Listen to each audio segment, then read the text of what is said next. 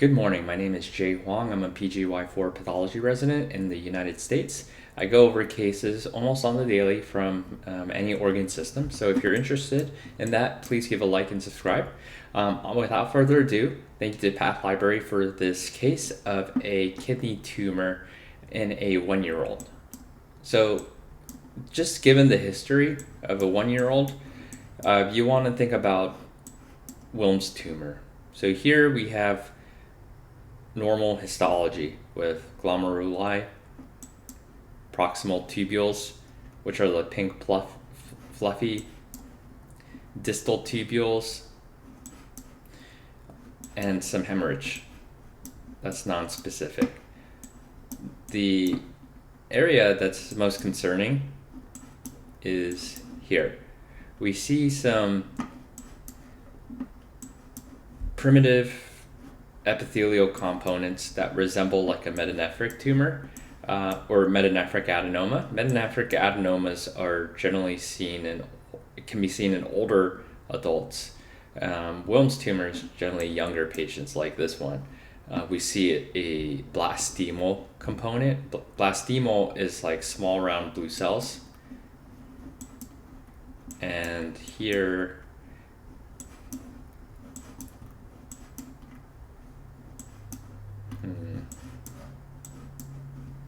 here we see a stromal component as well. So we have that typical triphasic Wilm's tumor. Wilm's tumor will be WT1. Metanephric adenoma, on the other hand, will be WT1 positive, but it will be BRAF positive as well. Wilm's tumor can be seen in Beckwith-Wiedemann, Wager syndrome,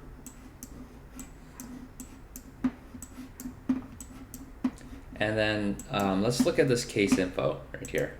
The WT1 should be positive. Paxate is positive as well because it derives from the kidney. This is the main renal tumor to consider in a 1-year-old patient, and yes, it is a Wilm's tumor. They're classically triphasic, although not all cases have all three components. I've seen Wilm's tumor that are just epithelial predominant or stromal predominant. So the epithelial component comprises most of this tumor. It has these small cuboidal cells forming small tubules. The blastemal component is that small round blue cells showing a high mitotic rate. If it's blastemal predominant, it can look similar to other small round blue cell tumors like Ewing's or undifferentiated neuroblastoma. And then a stromal component, usually composed of monomorphic, relatively hypocellular spindle cells.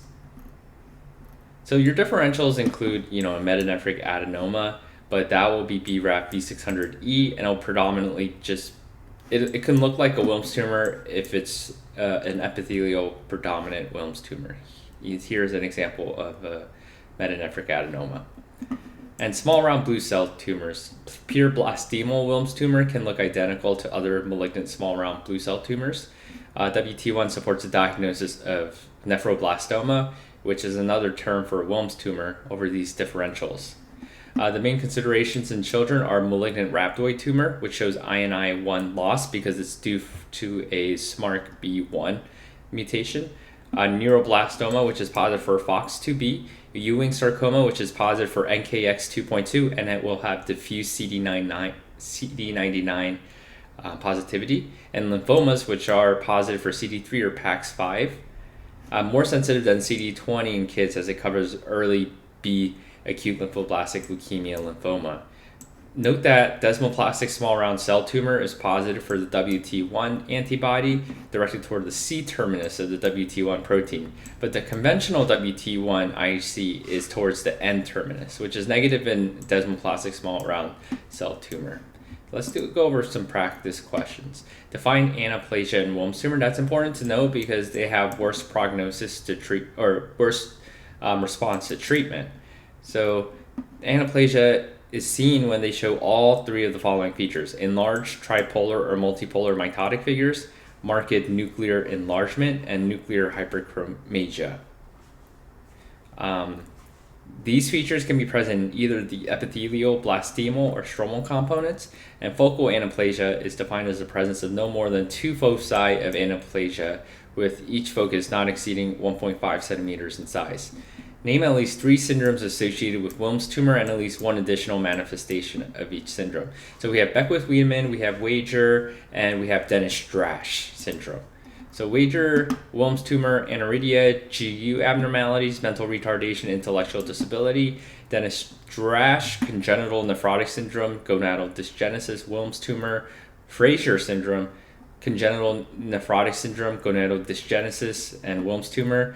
Beckwith-Wiedemann, macrosomia, macroglossia, omphalocele, Dicer 1 syndrome, Li-Fraumeni syndrome, and Bloom syndrome.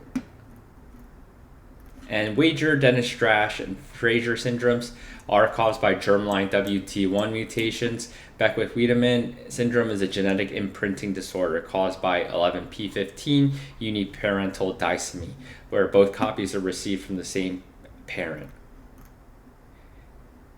Name at least 3 mutations seen in Wilm's tumor nephroblastoma. Wilm's tumors can harbor mutations in WT1, CCNB1, IGF2, TP53, and MYC-N. So nephroblastomas or Wilm's tumors are malignancies originating from the nephrogenic blastema, which gives rise to both the renal tubules and stroma in developing kidney. The vast majority of cases occur in infants and children. Overall survival is approximately 90%, and treatment consists of neoadjuvant chemotherapy followed by resection and subsequent additional chemotherapy or radiation if needed. Well, I hope this case was useful. Thank you so much for pathlibrary, for the annotations, and for the online slide, and I'll see you next time. Bye.